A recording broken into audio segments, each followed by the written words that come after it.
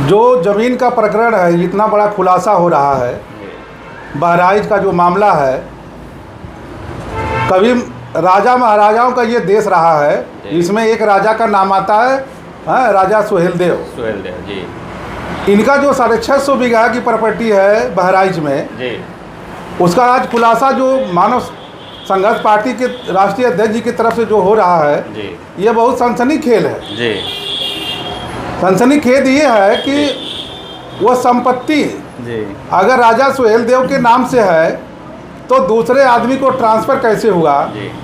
ये बहुत तत्कालीन घटना अभी 2024 का है। 2024 का है। उससे पहले ये सुहेलदेव स्मारक समिति बहराइच के नाम से पहले से अगर वो समिति रही होगी या ट्रस्ट रहा होगा, जी, वो स्मारक के नाम से उनकी संपत्ति का जो रख रखाव के लिए, जी, तो आज जो दूसरे का नाम बता रहा है उसमें दिखा रहा है, जी, जो रिकॉर्डेड है, जी, तो ये तो एक सनसनीखेज है जी, कि सरकार में बैठे हुए लोग जी, जो इस समाज के दो लोग हैं जो मंत्री है सरकार में बैठे हैं, ये समाज के रहनुमाई कर रहे हैं। जी। पहले तो ये सीधे सीधे उनसे ये पब्लिक पूछेगी, ये समाज पूछेगा कि आप कैसे हमारी रहनुमाई कर रहे हैं कि हमारी संरक्षित ज़मीन, हमारे राजा महाराजाओं का, हमारा धरोहर दूसरे के कब्जे में कैसे चला गया, आप सत्ता में बैठ करके क्या कर रहे हो। पहला तो ये पब्लिक पूछेगा, उनके समाज के लोग पूछेंगे।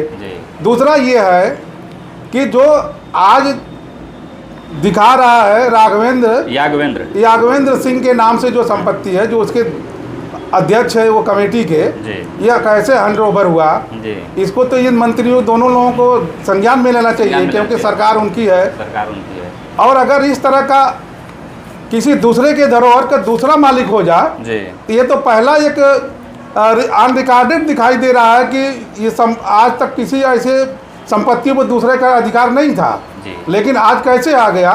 क्योंकि अभी तत्काल में अगर देखा जाए, कोर्ट के आदेश आया, राम मंदिर का मामला आया, राम मंदिर का जो ट्रस्ट बना है,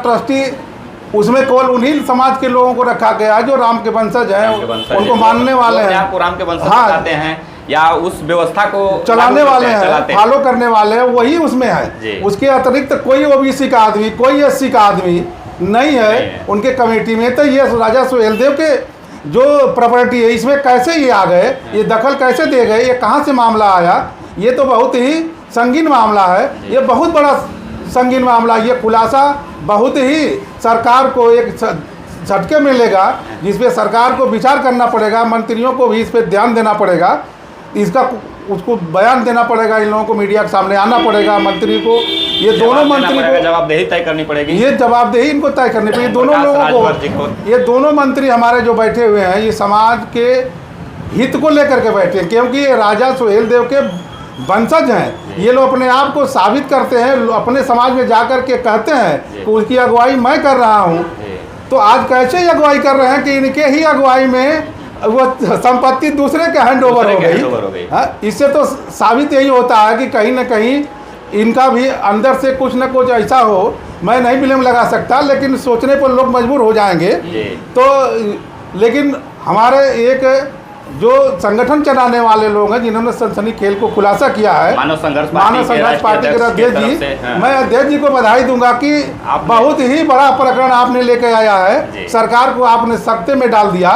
अध्यक्ष जी थोड़ा तो अध्यक्ष जी आप इस पे तत्पर होकर के काम करिए। हम आपके साथ हैं, मीडिया आपके साथ है और तमाम मीडिया आपके साथ रहेगा। तमाम ऐसे की खबरें को लेने के लिए हम आपके साथ रहेंगे। धन्यवाद, बहुत बहुत धन्यवाद।